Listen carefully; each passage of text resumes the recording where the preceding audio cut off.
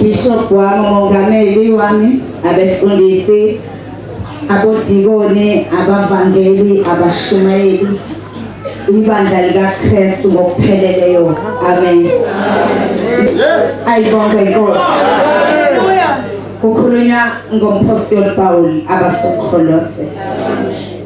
Ayibonge Inkosi, qiniselani ekukhulekeni nilinde nokhonino kuboka. Sizokhuleka siqinisele kodwa sinokuboka.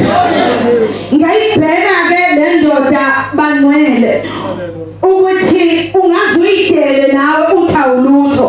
Ngibuka le ndoda ekhuluma lamazwi, indoda ehamba emhlabeni idamasela, ihamba ngokuthanda kodwa mhlazane ibanjwe unyazi le ndoda, ingakho ikhuluma lamazwi. Amen. Ngiyabheka ukuthi le ndoda ngekhathi ibanjwa unyazi yake yavaleka amehlo. Ngabheka ukuthi ukuze sibe nenkazimulo kaNkulunkulu kuzomela ukuthi sivoleke amehlo bese sivuleka amehlo kamoya. Yebo Nkosi, ngiza kuwe.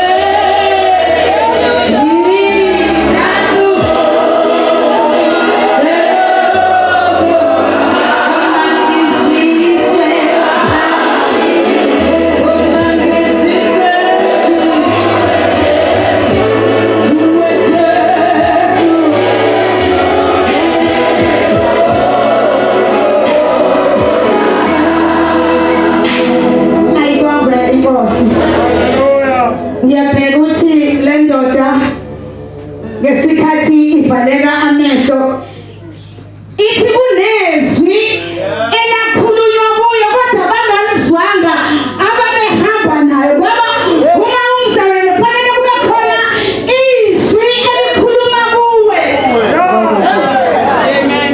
Baba bangakhuluma abaphathi bakwenze konke kodwa uma lingekho izwi elikhuluma kuwe lizokugala. Ozothi noma uhambe endleleni uthi kodwa ngilezwi. Anoma ngakhuluma umphathi wami kodwa mina nginezwi engilizwile likhuluma kuwe. Ayibonge Inkosi. Uma ekhubeka uthi kunemfihlakalo engaphakathi kithi. Ngabheka ukuthi ngolunye usuku uGideon uke wathi mayehamba, ayibonge Inkosi, kwathiwa hamba ngamandla onawo. Ayibonge Inkosi. Ngoba ungasebenze ukuthi uhamba nje awenze amandla futhi angakanani kodwa ubheka amandla omuntu.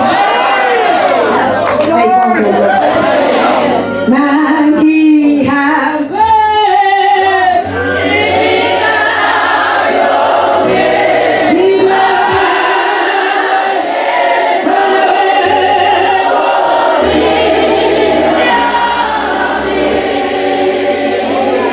eliselani elikhulekweni kodwa nibe nokubonga. Umama mayekhuluma ngoJobu ukhuluma ngomkhuleko oke wathi ngolunye usuku kepha uNkulunkulu bengalibika yonke indaba yami kuyo. Bengiyokuthatha ngibeke indaba zami ezinkulu ezimangaliso ezingaphenyiwo ekhuluma uJobu esokuphele konke. Athi ngoba uyayazi izindlela zami ngiyophuma nginjengegolide. Eliselani emkhulekweni ngiyayibheka le ndaba ingakho ngithi noma ngabe umntwana wakho usehlulile kodwa ukhona uJesu. Noma ngabe besenamagama abiza ngawo kodwa ukhona uJesu ohlanza umuntu abuyisele endaweni yakhe. Uthi ngolunye usuku uPostoli Paul siyongena embusweni emva kwezinhlupheko. Athi laba babizile ubamisile phambi kwakhe futhi ubabizile, uma sebabizile ubanikeza inkazimulo ngegama likaJesu. Haleluya. Ngifuna ukuthi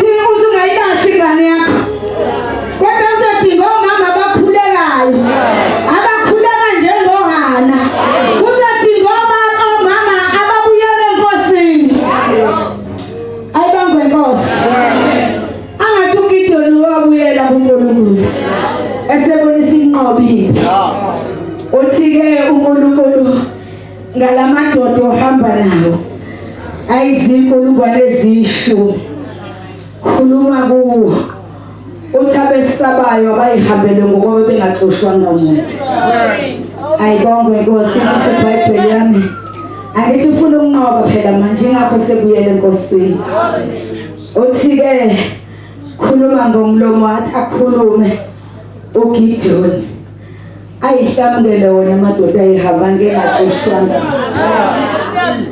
Ayibongwe Nkosi athi awukaqedi ngifuna kudunyiswe igama lami ungadunyisi ubuningi balabantu ohamba nabo basebaningi akamoyise emfuleni zobana laba bakhapha amanzi njengezinja. Ayibongwe Nkosi angathi ubuyele uNkulunkulu qiniselane emkhulekweni bayafika lapho amadoda akhapha njengezinja. Ayibongwe Nkosi uthi nxa umbhala kahle kwase kwamadoda ama30 athi bona-ke lapha ozohamba nayo ungakhathazeki